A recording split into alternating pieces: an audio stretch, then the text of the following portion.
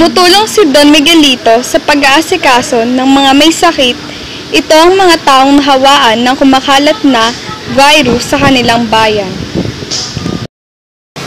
Okay ka lang.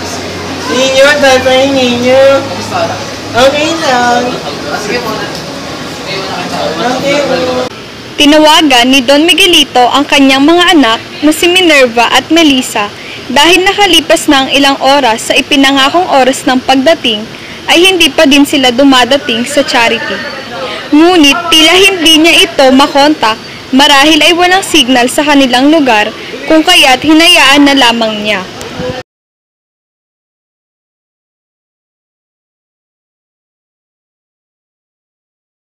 Tayo sa charity whatsoever na yan. Kadiri kayo yung mga tao doon. Yeah! Melissa, hindi tayo pupunta doon para tulungan sila. Hingi lang tayo pera kay Papa para makaalis na tayo. Guys, basta huwag tayo magtatagal doon, Hindi tayo magtatagal doon. Hindi na naman kayo pumunta sa charity. Oh, ano? Ba't ka na ngayon alam dito? Hindi naman sa ganun. Nanap kasi kayo ni Papa. Hindi ko kailangan ng opinion mo. Bakit?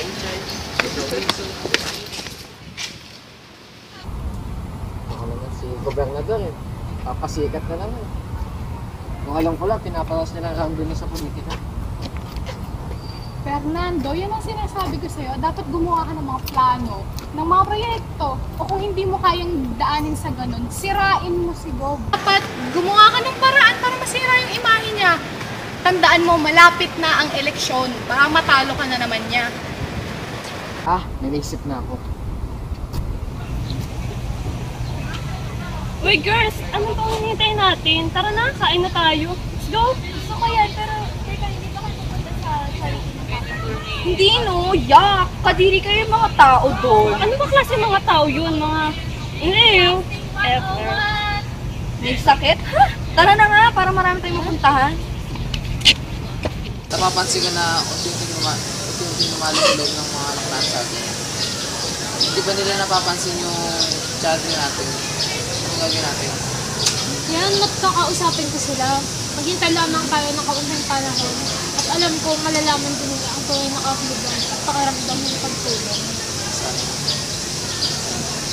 Nag-ibang bansa ang mag-asawa at iniwan ang lahat ng responsibilidad at gawain sa kanilang mga anak. Nakita ng kanilang mga anak ang kahalagahan ng pagtulong sa kapwa. Unti-unti silang nasanay at napamahal sa kanilang ginagawa. Dahil dito, naging matagumpay ang plano ng kanilang mga magulang at nayakap na ng kanilang mga anak ang kinaugalian ng kanilang mga magulang.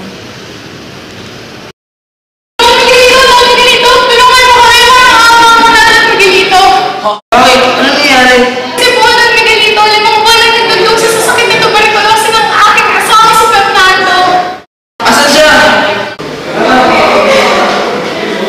Naging matagumpay ang operasyon ni Don Fernando at nalutas na niya ang kanyang sakit.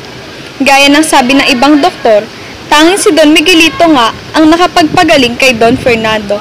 Kung kaya't, ganoon na lamang ang kanyang pasasalamat kay Don Miguelito. Pinagsisisihan din niya ang hindi magagandang iniisip niya laban kay Don Miguelito. Makalipas ang 1 taon, naging maayos na ang lahat. Nagkasundo na ang pamilya at patuloy pa din silang tumutulong sa iba, kasama na dito na Don Fernando. Lumaki ang foundation na ito at nagkaroon na sa iba't ibang panig sa Pilipinas. At doon nagtatapos ang aming kwento. Sa gagawin natin, gagawin sa ating maalam. Unti-unti lumalo, unti-unti.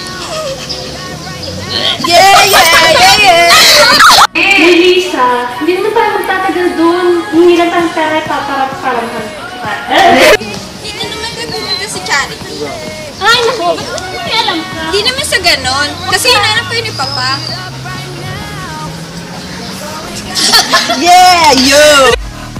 Kasi po, Don Miguelito, 5 buwan na nagdudog siya ng aking asawa si Fernando sa nasasakit. Totoy, kamusta ka? Ang okay lang mo, ninyo. Ay, Totoy, kamusta ka?